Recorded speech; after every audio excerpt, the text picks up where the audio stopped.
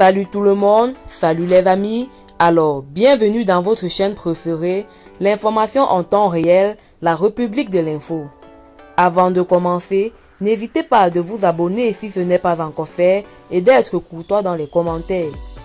Du côté du Mali, la direction de la sécurité militaire, créée par la loi N95-038 du 20 avril 1995, avec pour mission d'élaborer et de mettre en œuvre les éléments de la politique nationale en matière de renseignement militaire, s'est vu devoir subir des modifications dans son organisation et ses modalités de fonctionnement.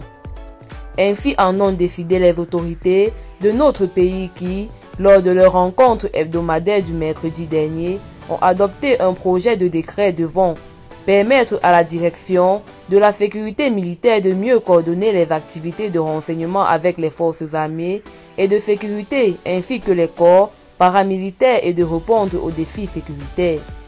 Le projet de décret adopté au Conseil des ministres du 17 août sur le rapport du ministre de la Défense et des anciens combattants apporte des innovations parmi lesquelles on peut citer